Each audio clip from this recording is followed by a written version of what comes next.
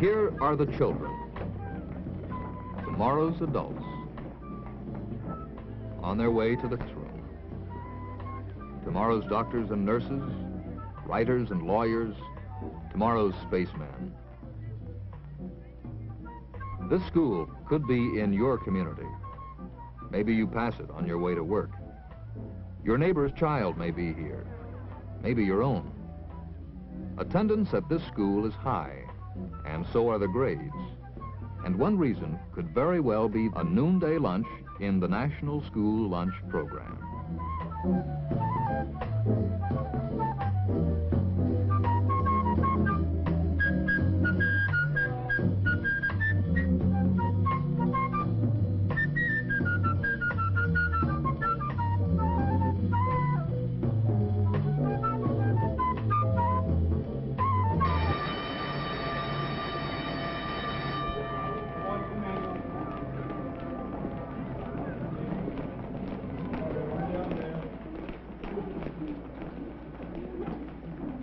It happens every noon, Monday through Friday, in this school, in all schools that take part in the National School Lunch Program.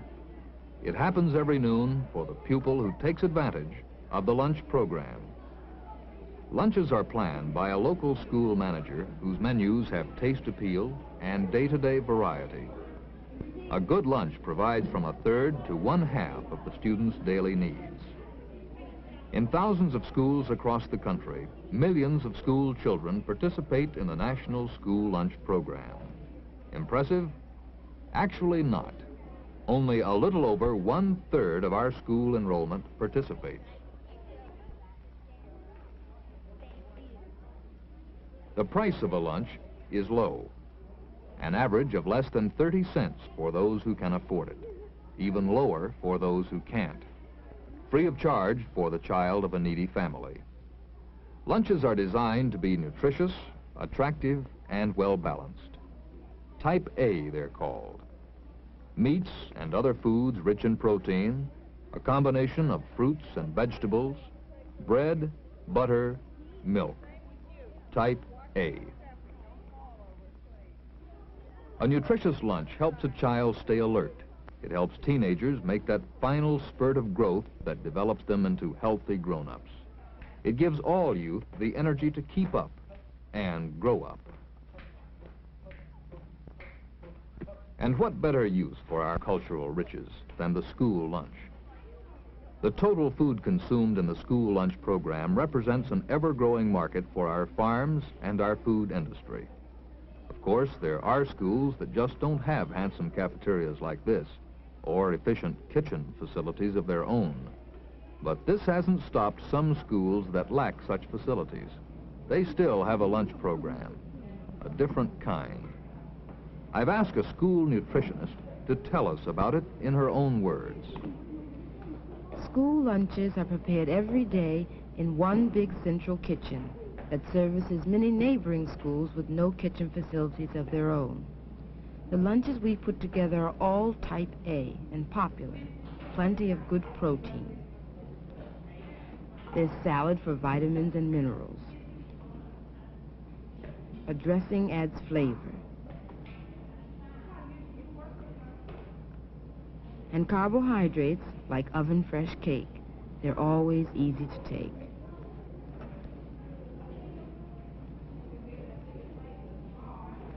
Every lunch is separately and attractively wrapped.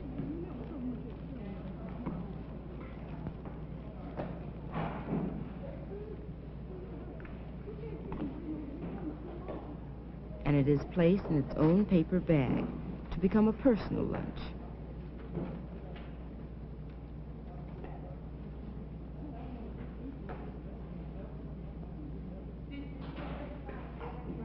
Well in advance of the noon hour, a driver picks up the bagged lunches.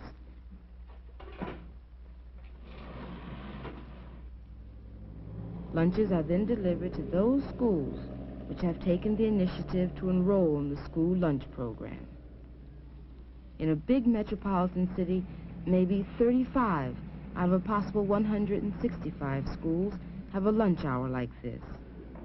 Bags are distributed in a large multipurpose room that at lunchtime becomes a cafeteria. The place serves the purpose more than adequately.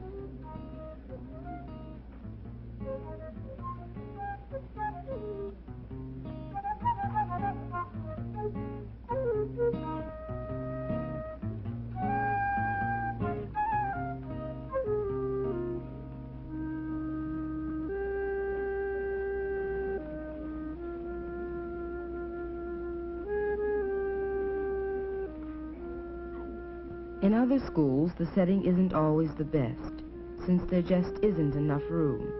Children have to eat right at their desks.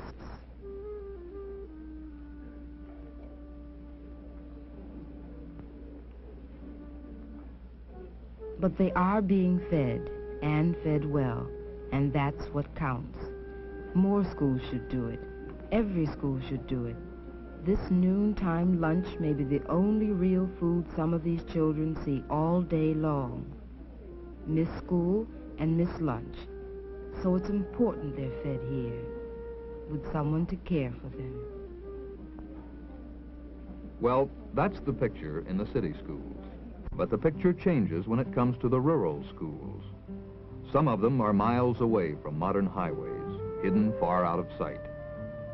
Nevertheless, with enough determination and courage, a school lunch program can happen. Let's hear about it from one such teacher in charge.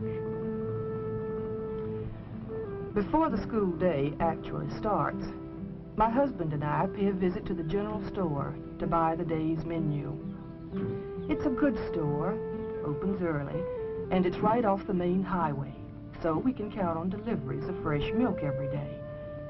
What's more, they stock a large variety of canned and refrigerated foods.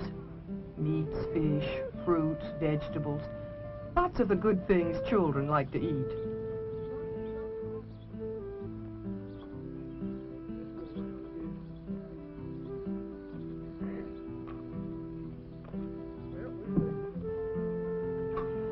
It's a long drive to the school, that's for sure. A drive nobody was prepared to make in country as underdeveloped as ours. But we do it, every school day. And it's become part of our daily routine. Rickety bridges, rough bumps, and all. The children, bless their hearts, get to school ahead of time these days, just waiting to see us drive up.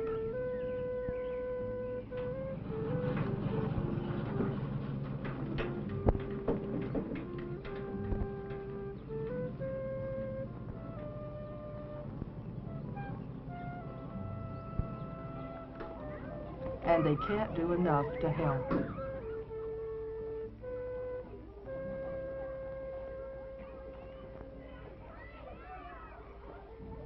Of course, my class is a small one, so lunch preparations aren't what you'd call a hardship, and we're mighty grateful for refrigeration. Keeps the milk and other perishables cool in hot weather and fresh all morning long. Good for leftovers, too. But we never really count on leftovers.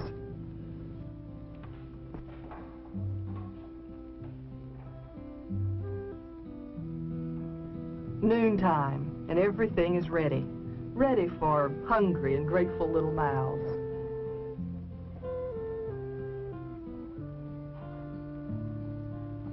Yes, it happens every noon for the lucky school children in Vanessa Clark's county. Another county, another schoolhouse, one that's closer to the main highway. Here, food deliveries can be made. The older girls get things ready for lunch, giving the teacher a chance to remain with the younger children. The back of the schoolroom becomes an impromptu kitchen. Very often, a hot lunch is prepared, the only hot food some children can look forward to all day.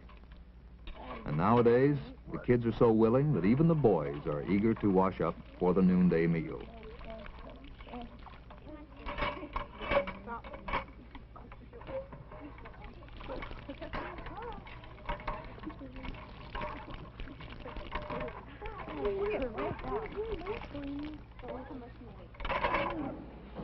The energy that a well-balanced meal gives them will extend far beyond the lunch period, into the late hours of the afternoon. It will keep the children alert, even enthusiastic about school. Yes, here again, it happens every noon, the way it can for many little rural classrooms all over America. Through the initiative and the ingenuity of local communities with the right spirit, lunch programs have begun in hundreds of isolated 1- and 2-room schools where many children can afford but a few pennies. The United States Department of Agriculture donates some food, along with cash, to help schools buy food locally, thus contributing about 1/5 of the cost of school lunches. But merely making lunches available still doesn't mean that all children get good nutrition. Some kids just don't buy the school lunch. They think it's perfectly all right, pretty cool, in fact, to live on snacks. Teenage girls are the most poorly fed of any group in the nation. Alarming, isn't it, when you consider their future jobs as wives and mothers?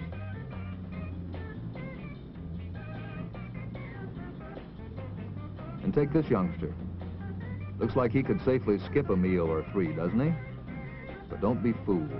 What he really needs is a meal with food that counts. Is this happening in your community? Find out, because many children are not getting good lunches at school. Perhaps your school is already taking part. Very well and good. But ask your school lunch manager if every child is getting a good lunch. If not, it's time to enlist the support of your local people. The federal government is putting up its share. You of the community must take on yours. Work with your school officials and the state school lunch director in your state's Department of Education. They'll tell you how to get one going, and going soon. Once you do, see to it that all children have their lunch. The approved Type A lunch. Let it happen every noon, in every school, in every state. After all, you can't teach a hungry child.